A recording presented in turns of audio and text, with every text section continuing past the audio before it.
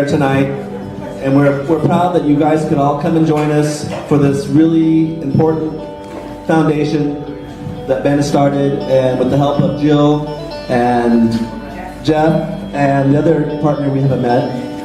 Well, anyway, Kevin and I are happy to have you here tonight. I'd like to introduce Jill Tipping, and here you go. The damaging effects of bullying.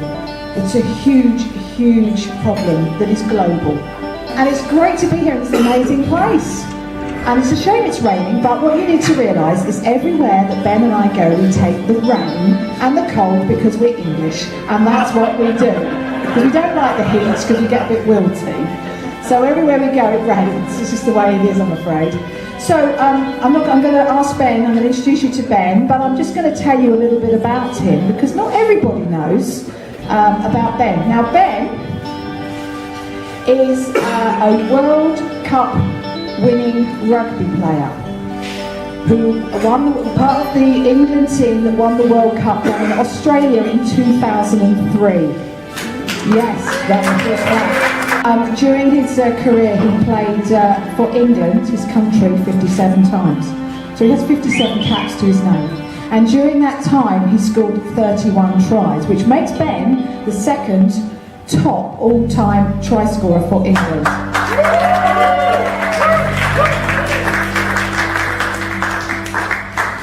He also was part of the team that won the European Cup, which is called the Heineken Cup, and in 2000 when he played for Northampton.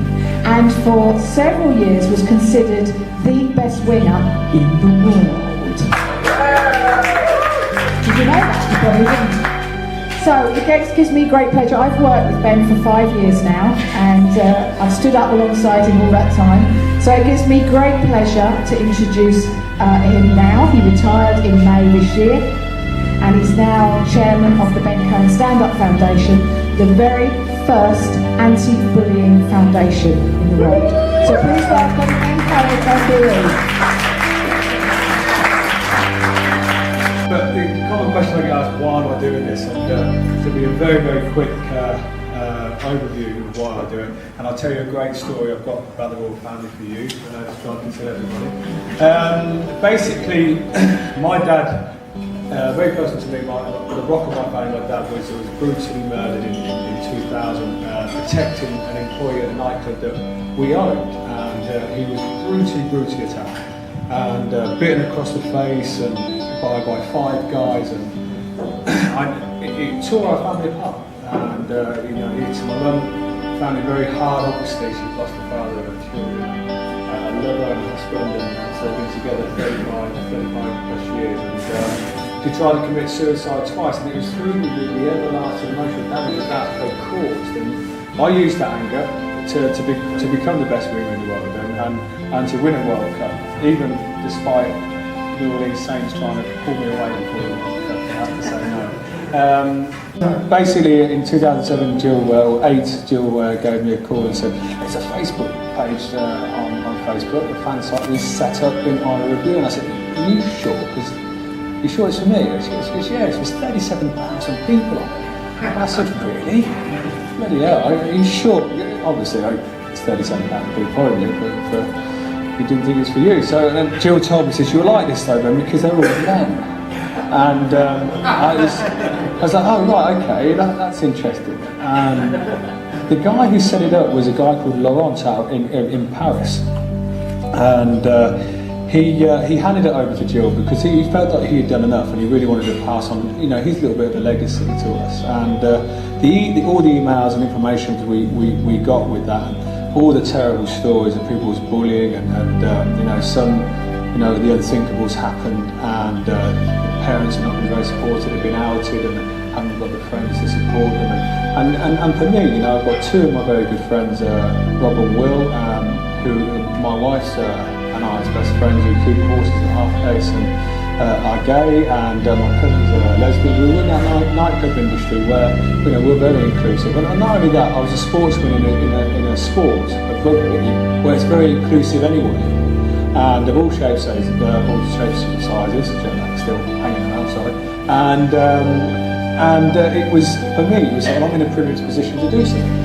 know, I want to bring my kids into a kinder world. And so we started breaking down stereotypes and making a difference. And how I made a difference was basically taking off my top.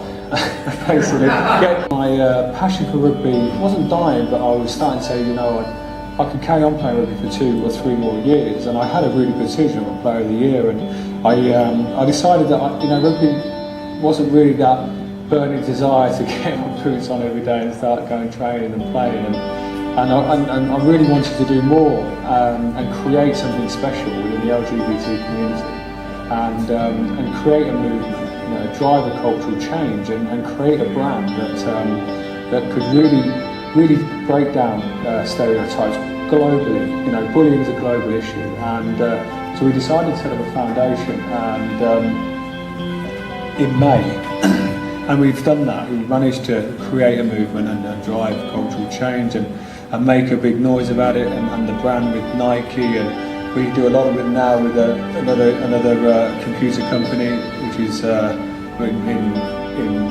cyberbullying, because cyberbullying is an important issue now. It's not in my day, I'm only 33. We had a note around the classroom, and it stopped when you went home. We know it's a lot more than that now, and we also want to look into different consumer markets. So we look at a drink company as well.